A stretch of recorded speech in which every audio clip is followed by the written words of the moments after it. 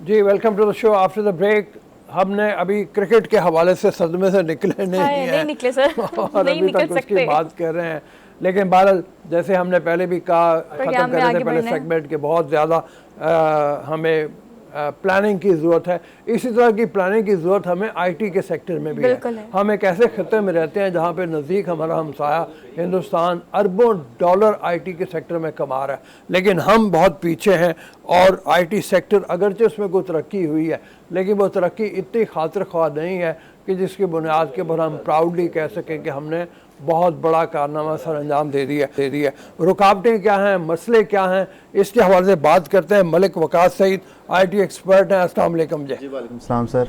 Sir, सबसे पहले तो ये बताइए कि अगर हुजम को देखा जाए तो हिंदुस्तान का तो बहुत ज़्यादा है, हम कहीं कंपेयर ही नहीं कर पाते, बल्कि और बहुत से ममालिक छोटे छोटे जो हैं वो भी इस आईटी सेक्टर में आगे आ गए हैं। हम क्यों पीछे रह गए? हमारा मसला क्या हो गया? सर, अगर हम हिंदुस्तान की बात करें तो उनका जो आईटी के एक्सपोर्ट का उनका एक है, वो तकरीबन 150 बिलियन डॉलर्स पर ईयर वो आईटी एक्सपोर्ट कर रहे हैं। अच्छा। और हम अभी 2021 में अभी हमारा जो आईटी एक्सपोर्ट था वो तकरीबन समझ लें कि 2 बिलियन डॉलर्स के करीब था। 2020 में हमारा 1.4 बिलियन डॉलर्स था। तो हमारा IT export gradually exponentially grow हो रहा है, बट उस स्पीड में अभी उस तक नहीं पहुंचा। बट अगर हम अपने मुल्क की, पाकिस्तान की बात करें तो हमारे पास इस टाइम 64% जो हमारी पॉपुलेशन है, ये वो पॉपुलेशन है कि जो 30 ईयर्स से कम है। हमारे पास 8.5% ग्लोबल फ्रीलांसर्स का शेयर है पाकिस्तान में, हम कंट्रीब्यूट करते हैं।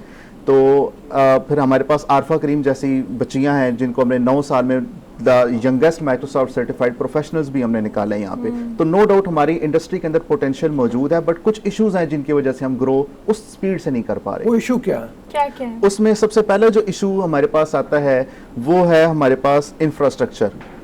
ठीक है। सेकंड इशू ये है कि हमारे पास जो यहाँ पे अपॉर्चुनिटीज़ हैं, लाइक हमारे पास 14 सॉफ्टवेयर टेक्नोलॉजी पार्क्स हैं, बट वो इतने इनफ नहीं है इस टाइम। ठीक है। हालांकि हुकूमत की तरफ से, गवर्नमेंट की तरफ से बड़ी रिलैक्सेशन दी गई है। लाइक अभी 2022-23 बजट से पहले 100% टैक्स एग्जेम्पशन थी आईटी के बिजनेस को, अब जाके वो 1% और 0.25% पे आ गई है।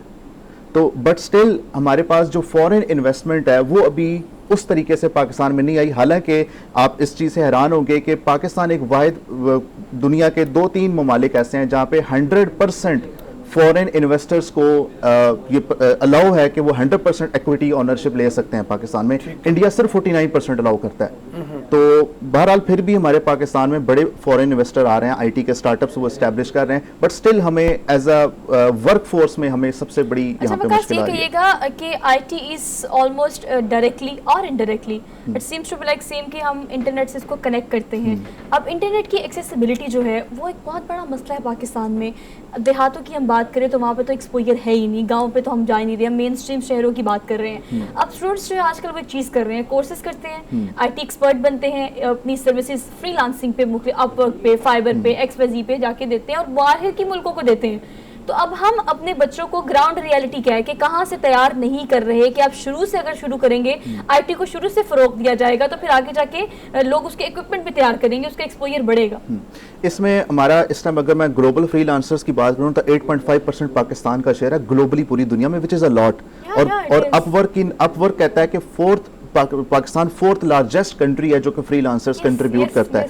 बट स्टिल हम उस तरीके, अभी ये जो आपको 2 बिलियन डॉलर्स की हमने जो एक्सपोर्ट की है 2021 में, वो उसका लार्जर शेयर फ्रीलांसर्स को जाता है, वो ज्यादा उसका कंट्रीब्यूशन फ्रीलांसर्स की तरफ से है। लेकिन हमारे यहाँ मसला ये है कि स्किल एम्पावरमेंट के प्रोग्राम्स बहुत कम है।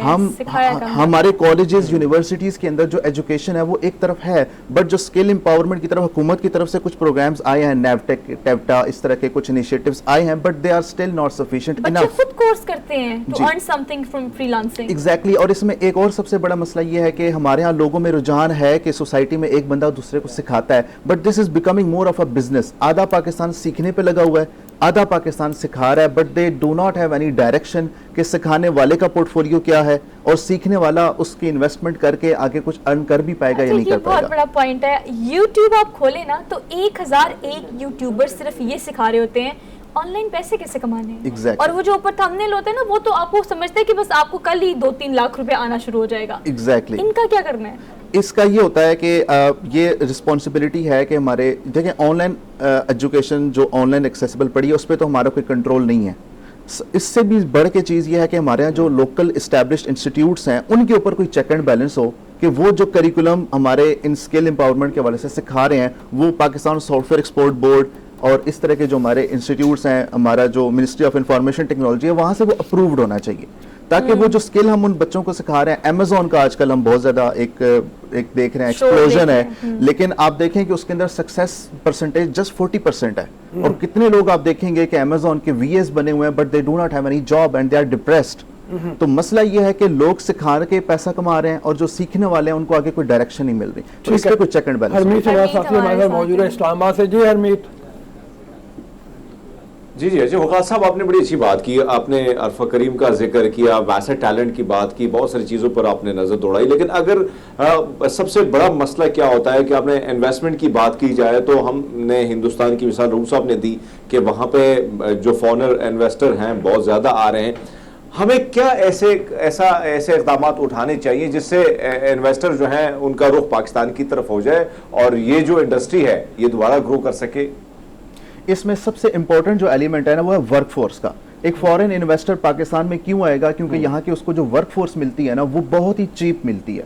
ठीक है, इसमें हमारी करेंसी की डिवैल्यूएशन का भी एक पूरा रोल है, बट यह है कि हमें जितने ज़्यादा हम स्किल्ड वर्कर्स यहाँ पाकिस्तान से निकालेंगे, पाकिस्तान में इस्टेब्लिश करेंगे, उतने ज़्यादा हमारे पास अपॉर्चुनिटी मिलेगी। मैं इंडिया की हमने बात की थी कि $150 बिलियन का उनका IT एक्सपोर्ट है, वो सिर्फ और सिर्फ 4.5 मिलियन वर्कर्स की वजह से है, जस्ट 4.5 मिलियन वर्कर्स। और अगर पाकिस्तान के अंदर बात करें तो यही 2 to 3% जो लोग हैं इनकी मदद से अगर हम 2 to 3% पाकिस्तान की पॉपुलेशन को स्किल सिखा दें, ऐसे स्किल्स जो ब्लॉकचेन, जो कि IoT, जो artificial intelligence, animation, app development, इन चीज़ों की तरफ हों तो हम यही माइलस्टोन हम भी अचीव कर सकते हैं। अच्छा, आप ये बात कर रहे हैं वकास बेसिक्स की। स्टूडेंट्स यूनिवर्सिटी में जब IT पढ़ते हैं या कोई इस तरह से रिलेटेड फील्ड डिग्री डिसिप्लिन करते हैं तो वो ये चीज़ें प्रोजेक्ट के तौर पर करते हैं। लेकिन अगर हम IT में सॉफ्टवेयर एक्सपोर्ट की बात करें तो उसमें they have made so many things जो कि दुनिया में शायद लोग सोचते भी उस तरह से नहीं है। ऐसी सोच भी हमारे पाकिस्तानी बच्चे रखते हैं। वो सॉफ्टवेयर एक्सपोर्ट जो है उसमें क्या क्या मसाइल है, वो किस तरह से उसको एक्सपैंड किया जा सकता है? उसमें हमारा सबसे बड़ा मसला यह है कि इस टाइम जो हमारा पाकिस्तान है ना, हम सर्विस ओरिएंटेड बहुत ज्यादा है।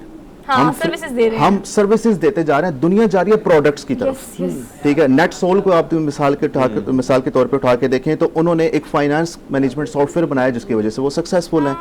ठीक है, तो हमें सर्विस ओरिएंटेड से निकल के अब प्रोडक्ट ओरिएंटेड होना पड़ेगा। हम क्रिकेट की बात कर रहे हैं तो 2011 के वर्ल्ड कप में Pakistani made cricket game cricket revolution feature हुई थी as an official game of the cricket world cup. तो हमें अपना थोड़ा सा जो फोकस है वो सर्विसेज ओरिएंटेड से निकाल के प्रोडक्ट ओरिएंटेड पे अगर हम लेके आए तो हमारी सॉफ्टवेयर इंडस्ट्री हिंदुस्तान जो है, हिंदुस्तान प्रोडक्ट ओरिएंटेड है बहुत ज़्यादा, और यानी वहीं पे उनकी सबसे बड़ी कामयाबी भी है। तो अब उसके लिए क्या किया जाए प्रोडक्ट ओरिएंटेड बनाने के लिए? सबसे पहले आपने वर्कफोर्स की बात की है। अब हमारा जो यूनिवर्सिटियों का लेवल है, जो पढ़ाई का तालीम का है, वो इतना आला नहीं है, उसको पूरे को मॉडिफाई करना पड़ेगा, तब्दील करना पड़ेगा। वो क्या किया जाए, मतलब किस तरीके से?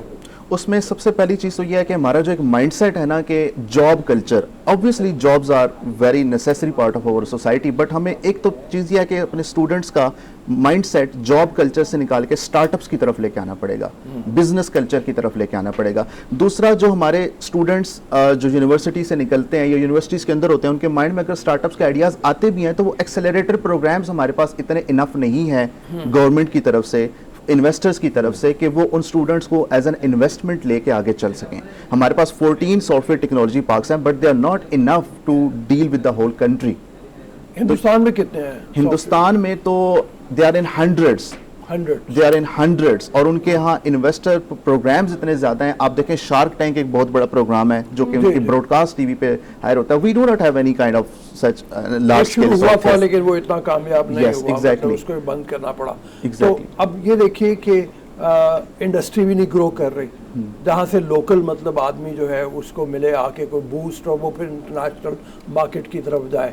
तो यूनिवर्सिटी का जैसे आपने जिक्र किया, तो मैं लम्स का मुझे एक प्रोग्राम याद है जिसमें वो इंक्यूबेशन सेंटर उन्होंने बनाया हुआ है, आइडियाज़ लेके उसको आगे मतलब वो करते हैं। उस तरह की यूनिवर्सिटीज़ में भी मेरे ख्याल में 2-3 के अलावा कहीं भी नहीं है, शायद IBA में होगा कहीं उसके अलावा, तो वो बहुत ज़्यादा करने की ज़रूरत है वहाँ पे।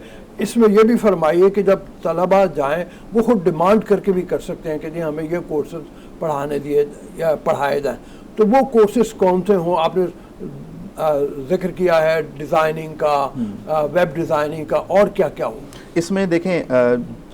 इसमें जो स्टूडेंट्स के पास है ना, उतनी अवेयरनेस समटाइम्स नहीं होती कि इंडस्ट्री में इस टाइम क्या चल रहा है। मैं मिसाल देता हूँ, आपने ग्राफिक डिजाइनिंग की बात करी।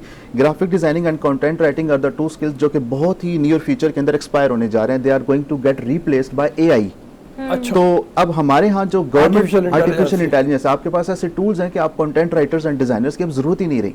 ठीक। तो हमें चाहिए कि गवर्नमेंट लेवल के ऊपर हमारी ऐसी बॉडीज क्रिएट हों कि वो इन यूनिवर्सिटीज के अंदर जाके जो इस टाइम न्यू इमर्जिंग फील्ड्स हैं, AI, ब्लॉकचेन, IoT, इन चीज़ों को लेके आएँ और स्टूडेंट्स को जाके फ्री वर्कशॉप्स करवाएं, सेमिनार्स करवाएं, अवेयरनेस क्रिएट करें कि ये दुनिया में चीज़ें चल रही हैं और इसमें, ताकि स्टूडेंट्स का इंटरेस्ट अच्छा ग्रो। विकास, होता पता है क्या, मुझे ऐसा लगता है कि देखो ट्रेंड था एक ज़माने में कंटेंट का, फिर उसके बाद आपने देखा ग्राफिक डिजाइनिंग का, वेब डिजाइनिंग का, अब वो फ्रीलांसिंग में काम करने के चक्करों में सब बच्चों ने इसके कोर्सेज कर लिए हैं, हालांकि डिग्री उन्होंने वो नहीं की, कोर्सेज कर लिए हैं। अच्छा जी, अब वो पैसे भी कमाना शुरू हो गए हैं। हम जब एक चीज ट्रेंड में आती है उस तक पहुंचते हैं वो आगे निकल जाती है। अब टॉकिंग अबाउट आर्टिफिशियल इंटेलिजेंस, अब हम वो कंटेंट तक, IT ग्राफिक तक पहुंच रहे हैं, तो आगे का एक रास्ता तैयार हो गया।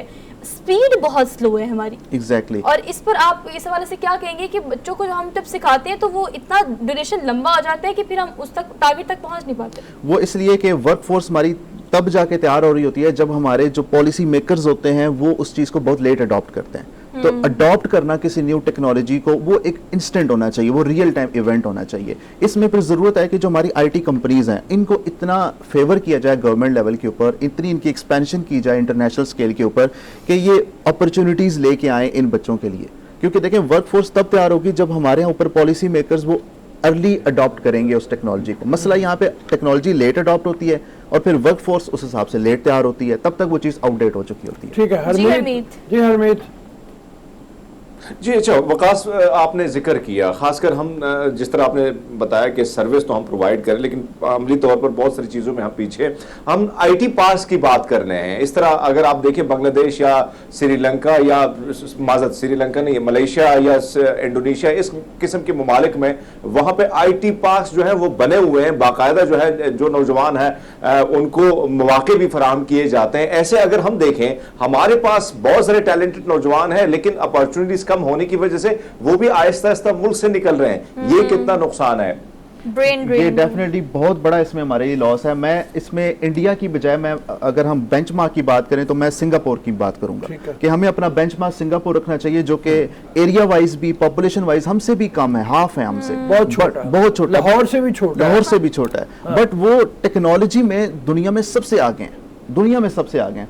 उसका अब ये हमारा जो नौजवान है वो पाकिस्तान से बाहर क्यों जा रहा है? क्योंकि उसको यहाँ पे एक तो स्टार्टअप वो करना चाहता है, अपॉर्चुनिटी नहीं मिलती, इन्वेस्टर नहीं मिलता, तो गवर्नमेंट लेवल पे उसको कोई ऑप्शन नहीं मिलता। आप हमारे टेक्नोलॉजी पार्क्स इतने इनएक्सेसिबल हैं, आई अपोलोजाइज सेइंग दैट, कि वहाँ पे आप एंटर नहीं हो सकते। Even if you want to just visit some of the offices, आपको वहाँ पे एंटर नहीं होने दिया जाएगा। कोई चीज आपसे ले ली जाएगी ना, मतलब स्किल्स आपसे ले ली जाएंगी। तो एक्सेसिबल इन एंटिटीज को इतना एक्सेसिबल बनाया जाए और फिर इन नौजवानों के लिए यहाँ पे बाहर से इन्वेस्टर्स को लेकर आ जाए। अब पाकिस्तान अपने तौर पे बड़े अच्छे इकदाम कर रहा है, लाइक 100% इक्विटी ओनरशिप उन्होंने प्रोवाइड कर दी इन्वेस्टर्स को, बट स्टिल यहाँ पे जो एनर्जी के इशूज हैं, यहाँ पे जो वर्कफोर्स के इशूज हैं, इन चीजों को हमें सॉल्व करना है। अगर हम स्किलफुल वर्कर बताइएगा कि पैसा एक टारगेट होता है ना आपका। आप अभी तो हम सॉफ्टवेयर इंपोर्ट और एक्सपोर्ट की हम बात कर रहे हैं, चले वो तो हमारा एक टॉपिक था, लेकिन अगर हम ये IT ग्राफिक्स की बात करें और स्किल सीखने के बाद अपवर्क या फाइबर पे काम करने की बात करें, तो बच्चों का टारगेट होता है कि पैसे कमाने हैं और पैसे आना भी शुरू हो जाते हैं। लेकिन सॉफ्टवेयर मेकिंग के लिए या आर्टिफिशियल इंटेलिजेंस के लिए हमें एक देर तक, एक लंबे अर्से तक सिर्फ काम करना पड़ता है, आता कुछ नहीं है। It's just like a committee कि आप काम करते रहते हो, फिर आप एकदम से आपको पता लगता है कि अब इसका फीडबैक या रिवॉर्ड मिलने का टाइम आ गया।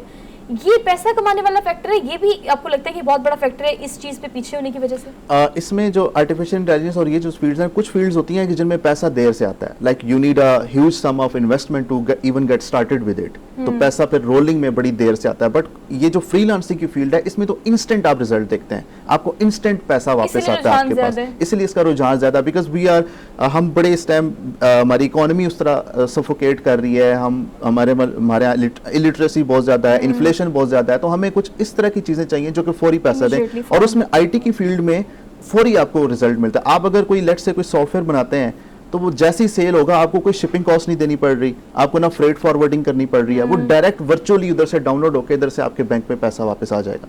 So this is a very instant kind of a thing. बहुत मेहरबानी सर, Thank बहुत you, शुक्रिया, Vikas. Thank you thank so much. मैं ब्रेक की एक तरफ ब्रेक जाएंगे। लेते हैं, ब्रेक के बाद वापस आते हैं। आप देखते रहिए ये प्रोग्राम जिसे हम कहते हैं गुड मॉर्निंग पब्लिक।